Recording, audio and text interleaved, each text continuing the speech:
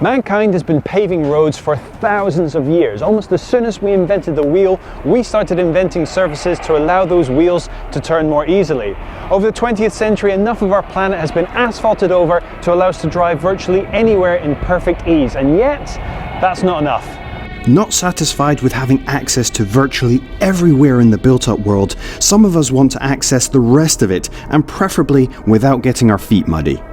Today we've snuck out into an area slightly more dangerous than our average shooting location to do just that. I want to leave behind the world of roads and rules and comfort for an opportunity to carve my own path across some landscape that is meant to challenge some of the most capable cars out there. The car we've chosen today to go off-roading in is the Subaru XV.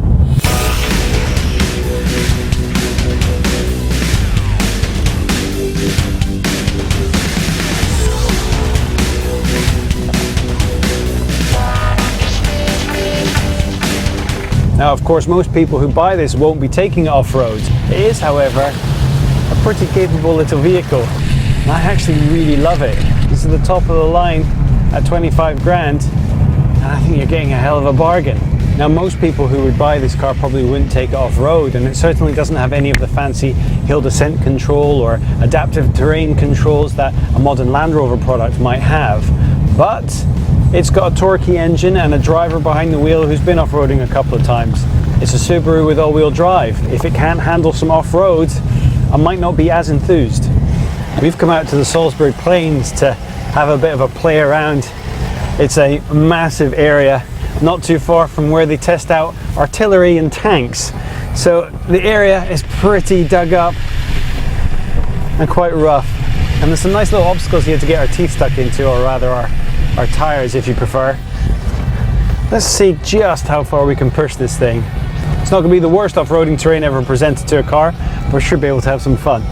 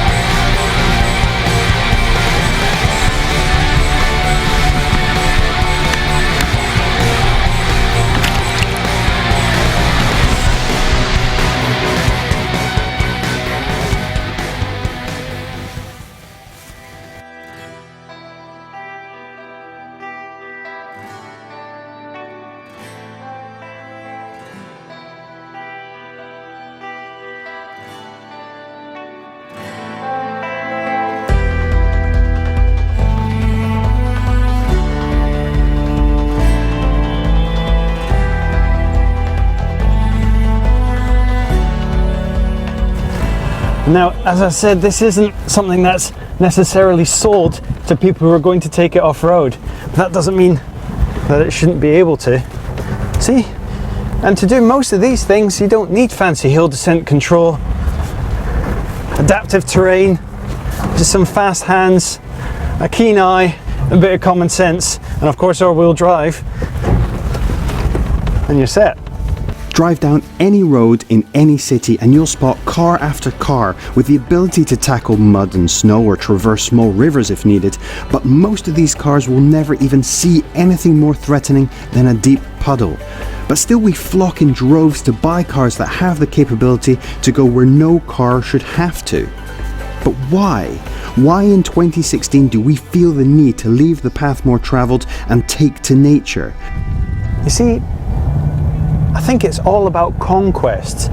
All of the gaps on the map have been filled in. There's nowhere left to explore. No matter where you go, you're never the first, just the latest in a long line of people to visit there. But when we drive a car that can go off-road, we reclaim, even for a slight moment, that feeling of discovery and conquest. Even if we are doing it from the comfort of heated seats and Radio 4.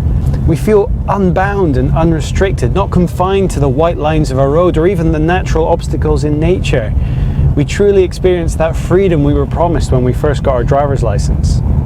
As soon as you realize that the car you're in doesn't need to be restricted by asphalt, white lines, and road regulations, and you've got the confidence to start throwing it around in some deep mud and ruts, there's a whole world of fun to be had out there.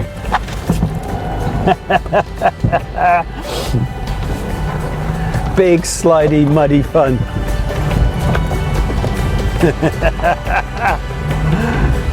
I had some doubts whether or not the XV could handle what we were going to throw at it, but it did remarkably well. Today we've thrown steep ascents, steep descents, ruts, hills, deep puddles up to small lakes, and a lot of mud at this car. And so far, it's dealt with everything just fine. It took on every challenge we threw at it and came out unscathed. It's comforting to know that during the inevitable zombie apocalypse, there are going to be vehicles out there that are able to take us to where we need without having to rely on roads, and I, for one, celebrate that fact. Of course, for almost all of us, almost all of the time, having the ability to traverse terrain like this is completely redundant. But a primal side of us, the same part that keeps a torch in the house and some wellies by the door, urges us to be prepared for any journey, under any circumstance, and with cars like the Subaru XV we can do just that. Your driving experience just isn't complete unless you've taken a car outside of the asphalt kingdom and challenged it off-road.